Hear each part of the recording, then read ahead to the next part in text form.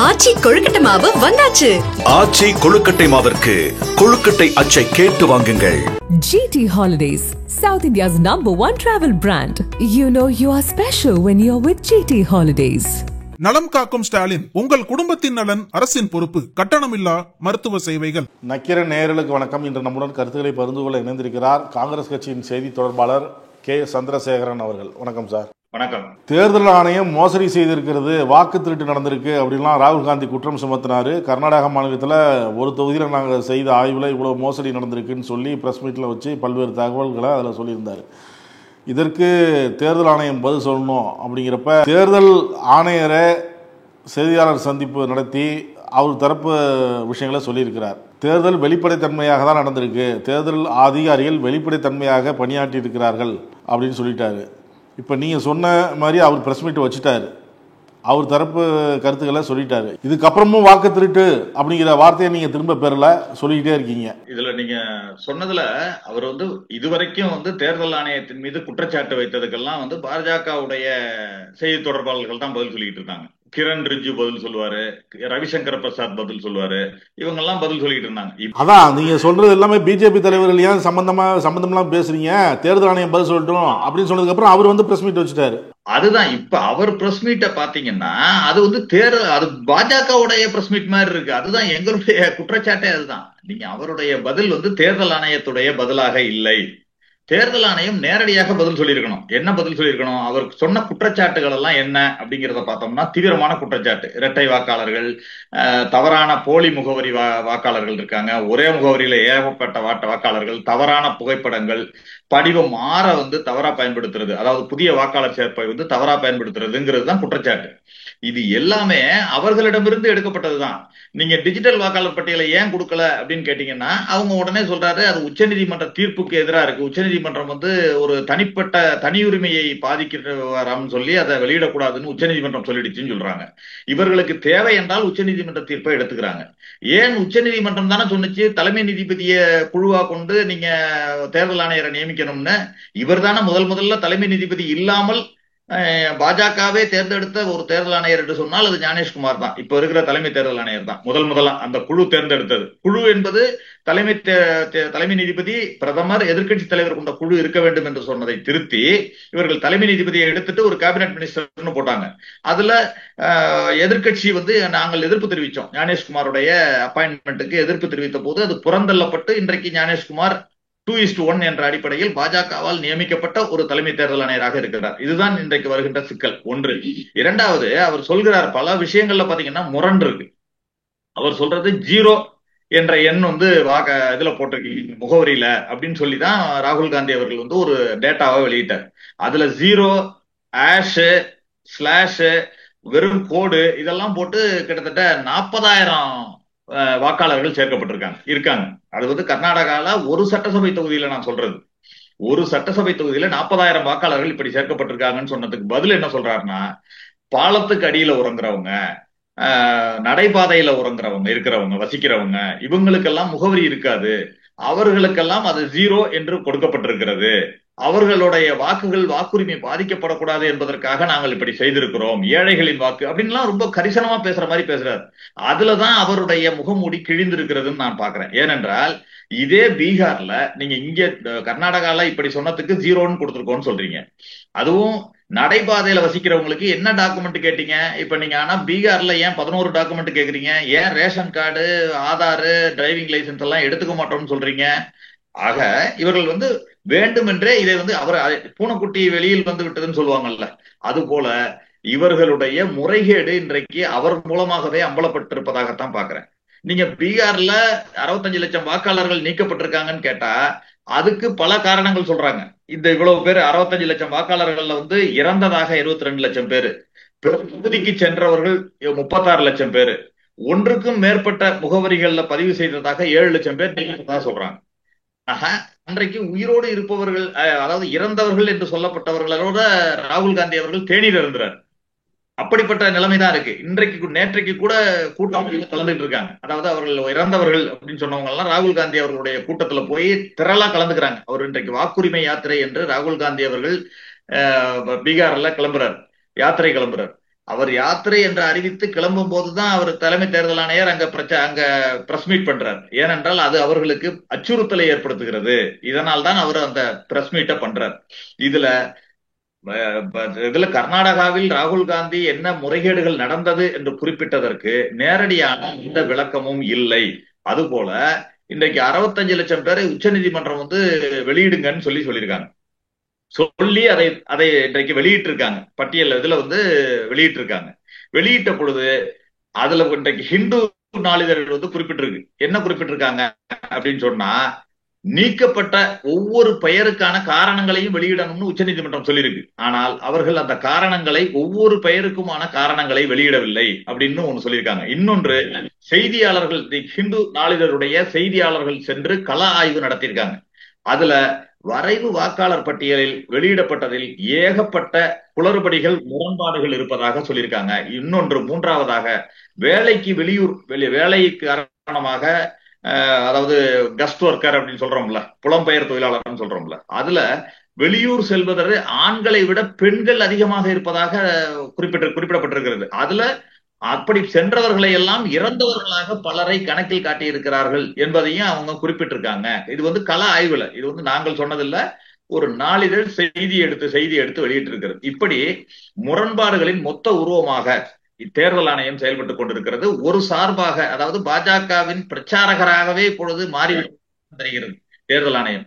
அது மட்டுமல்ல, இன்றைக்கு சிஎம் அவர் தமிழ்நாடு முதலமைச்சர் கூட அதுல சில கேள்விகளை எழுப்பியிருக்காரு. நீங்க வீடுதோறும் கணக்கெடுப்பு நடத்திருக்கீங்க, அப்படி கணக்கெடுப்பு நடத்தணும், வீடுதோறும் லட்சக்கணக்கான பேர் போய் வீடுதோறும் கணக்கெடுப்பு நடத்தணும்னு சொல்லியும் எப்படி இவ்வளவு தகுதியான வாக்காளர்கள் நீக்கப்பட்டிருக்காங்கன்ற ஒரு கேள்வி. அதே போல புதிய வாக்காளர் பதிவு என்பது குறைவாக இருக்கிறது. 18 வயதுக்கு மேற்பட்டவர்கள் புதிதாக வாக்காளர்களாக எவ்வளவு பேரை சேர்த்திருக்கிறீர்கள் என்ற தரவே நீங்கள் தரவில்லை என்று சொல்றாங்க. இதே கர்நாடகால மகாதேவ்புரால பாத்தீங்கன்னா படிவம் 6 புதிய வாக்காளர்களை சேர்த்திருக்கிறார்கள். எப்படி 33,000 வாக்காளர்களை சேர்த்திருக்காங்க. அதுல புதிய வாக்காளர்கள் அப்படின்னு சொல்லப்படுகின்றவர்களோட ஏஜ் எல்லாம் பாத்தீங்கன்னா 70, 80, 90 இதெல்லாம் இருக்கு. ஆக இங்கு ஒரு நிலைப்பாடும், பீகாரில் ஒரு நிலைப்பாடமாக இந்த தேர்தல் ஆணையம் செயல்படுவதை வெட்ட வெளிச்சமாக்கி இருக்கிறது இன்றைக்கு அவருடைய பேட்டி. அது மாதிரி இன்னைக்கு தமிழ்நாடு முதலமைச்சர் கூட ஒன்றை குறிப்பிட்டிருக்காரு. நீங்க அங்க பீகார்ல இறந்த வாக்காளர்கள்னு இவ்வளவு பேரை, 22 லட்சம் பேரை காட்டுறீங்க, ஆனா நாங்க இவ்வளவு பேர் இறந்துட்டாங்க அப்படின்னு சொல்லி 1/5/2025 படி வெளியிட்ட அறிக்கையின்படி இவ்வளவு பேர் இறந்த வாக்காளர்கள் இருக்கிறார்கள் என்று சொல்லி தேர்தல் ஆணையத்திடம் பட்டியலையும் அளித்து விட்டோம். ஆனால் இதுவரை நீக்கப்படவில்லை. மீண்டும் கேட்டு நாங்கள் 17ஆம் தேதி தேர்தல் ஆணையத்திடம் தமிழக அரசு முறையீடு செய்திருக்கிறது, 17/7/2025 என்று. அது சம்பந்தமாக என்ன நடவடிக்கை எடுத்தீர்கள் என்ற கேள்வியையும் தமிழக முதல்வர் வைத்திருக்கிறார். அதே போல ஆதாரை ஏன் ஏற்க தயக்கம் உங்களுக்கு அப்படிங்கிற ஒரு கேள்வி. அதாவது எல்லா சட்டங்கள், எல்லா திட்டங்கள், எல்லாவற்றுக்கும் ஆதாரை நீங்க ஏத்துக்கிறீங்க, அதை ஏற்றுக்கொள்ள உங்களுக்கு தயக்கம் என்ன அப்படிங்கிற ஒரு கேள்வியையும் வச்சிருக்காரு. இதுல தேர்தல் ஆணையம் நியாயமாக நடந்து கொள்ள வேண்டும் என்று சொன்னால் மக்களுக்கு நம்பிக்கையை ஏற்படுத்த வேண்டும், வாக்காளர்களுக்கு நம்பிக்கையை ஏற்படுத்த வேண்டும், வெளிப்படைத்தன்மையை உறுதி செய்ய வேண்டும் என்பதுதான் எல்லோருடைய எதிர்பார்ப்பாகவும் இருக்கிறது. தலைமை தேர்தல் ஆணையர் பிரஸ் மீட் வைக்கும்போது அவர் என்ன சொல்றாரு, ராகுல் காந்தி சொல்றதெல்லாம் உண்மையாக இருந்தால், நான் உண்மைதான் சொல்றேன் அப்படின்னா பிரமாண பத்திரத்துல கையெழுத்து போட்டுட்டோம், 7 நாளுக்குள்ள அது கையெழுத்து போடணும் அப்படின்னு சொல்றாரு. நீங்க சொல்ற குற்றச்சாட்டு உண்மைதான் அப்படிங்கிறப்ப அதுல கையெழுத்து போட்டு கொடுத்துட வேண்டியதானே? இல்ல, இதுல கையெழுத்து போட்டு கொடுக்கறதுக்கான விஷயங்கள் எதுவுமே இல்ல. 2 செய்திகள். ஒன்று தேர்தல் ஆணையத்தின் மீது நம்பிக்கை இல்லாமல் தான் பத்திரிகையாளர்கள்ட்ட மக்கள் மன்றத்துல நாங்க சென்றிருக்கோம். ஏனென்றால் ஏற்கனவே மத்திய பிரதேசம், ராஜஸ்தான், சத்தீஸ்கர், ஹரியானா, அடுத்து மகாராஷ்டிரா என்று பல மாநிலங்களில் முறைகேடுகளை கொண்டு சென்ற போது இவர்கள் எந்த நடவடிக்கையும் எடுக்கவில்லை. இவர்கள் மீது எங்களுக்கு நம்பிக்கை இல்லை என்பது ஒரு பக்கம். இன்னொன்று, அரசியல் சட்டம் 1951 படி, மக்கள் பிரதிநிதித்துவ சட்டத்தின்படி பாத்தீங்கன்னா அந்த தேர்தல்ல நீங்க இது பிரமாண பத்திரம் யார் தாக்கல் பண்ணுவாங்கன்னு சொன்னா, ஒரு இண்டிவிஜுவலா ஒருவருக்கான வாக்கு நீக்கப்பட்டிருக்கிறது அல்லது அவருடைய வாக்கின் மீது சந்தேகம் இருக்கிறது என்று சொன்னால் அவர் இண்டிவிஜுவலா பிரமாண பத்திரம் தாக்கல் செய்யணும். என்னுடைய வாக்கு நீக்கப்பட்டிருக்கிறது அப்படின்னு சொல்லி டாக்குமெண்ட் வச்சு பிரமாண பத்திரம் தாக்கல் செய்யணும். இதுதான் நடைமுறை. ஒரு மாசா இவ்வளவு நீக்கம் இவ்வளவு இதுன்ற ஒரு அரசியல் கட்சி, அதுவும் எதிர்க்கட்சி தலைவராக இருப்பவர் வந்து குற்றச்சாட்டு சொல்லும் பொழுது அதற்கு பிரமாண பத்திரம் கேட்பது என்பது உண்மையிலேயே ஒரு வரம்பு மீறும் செயல், எலெக்ஷன் கமிஷனோட வரம்பு மீறும் செயல். இன்னொன்று, சமாஜ்வாடி கட்சியினுடைய எம்பி ராம்கோபால் யாதவ் வந்து சொல்றாரு, அவர் ஒரு கருத்தை சொல்றாரு. என்ன சொல்றாருன்னா, 2022ஆம் ஆண்டு உத்தரப்பிரதேசத்தில் நடந்த சட்டசபை தேர்தலில் சமாஜ்வாடி ஆதரவாளர்கள், சமாஜ்வாடி கட்சியின் ஆதரவாளர்கள் என்று கருதப்பட்ட 18,000 பேர் நீக்கப்பட்டதாக நாங்கள் புகார் அளித்தோம். அதற்கு அது தொடர்பான தேர்தல் ஆணையத்திடம் பிரமாண பத்திரங்களையும் வழங்கினோம். ஆனால் அது சம்பந்தமான எந்த நடவடிக்கையும் அவர்கள் எடுக்கவில்லைன்னு குறிப்பிடுறார். இதிலிருந்தே தெரிகிறது தேர்தல் ஆணையம் எப்படி பிரமாண பத்திரம் வழங்கினாலும் அவர்கள் எப்படி செயல்படுவார்கள் என்பதற்கு இது ஒரு உதாரணம். ஆக பிரச்சனையை திசை திருப்புவதற்கு இவர்கள் தேர்தல் ஆணையம் இப்படி செயல்படுகிறது, இப்படிப்பட்ட ஒரு பிரஸ் மீட்டை கொடுத்து திசை திருப்ப பார்க்கிறது. ஆனால் மக்கள் இன்றைக்கு புரிந்து கொண்டிருக்கிறார்கள், தேர்தல் ஆணையம் ஒருதலை பட்சமாக பாரபட்சமாக செயல்படுகிறது, பாஜகவிற்கு ஆதரவாக செயல்படுகிறது. அதை தொடர்ந்து பார்த்துக்கிட்டே இருக்கோம்.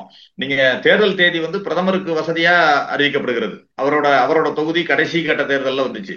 அது மாதிரி சின்னம் ஒதுக்கீடு, நீங்க அபிஷியலா இருக்கிற அங்கீகரித்த கட்சிகளுக்கே சின்னங்களை வழங்குவதற்கு ரொம்ப டிலே பண்ணாங்க சின்னங்களை வழங்குறதுக்கு. ஆனா அவர்களுடைய கூட்டணி கட்சி, பாஜகவுடைய கூட்டணி கட்சிகள் சென்று சின்னங்களை கேட்கும் பொழுது உடனே வழங்கப்பட்டது. இப்படிப்பட்ட முரண்பாடுகள், இப்படிப்பட்ட பட்சமான செயல்பாடுகளை தேர்தல் ஆணையம் கொண்டிருப்பது என்பது இந்திய ஜனநாயகத்துக்கே விடுக்கப்பட்ட ஒரு சவாலாகத்தான் பார்க்கிறோம்.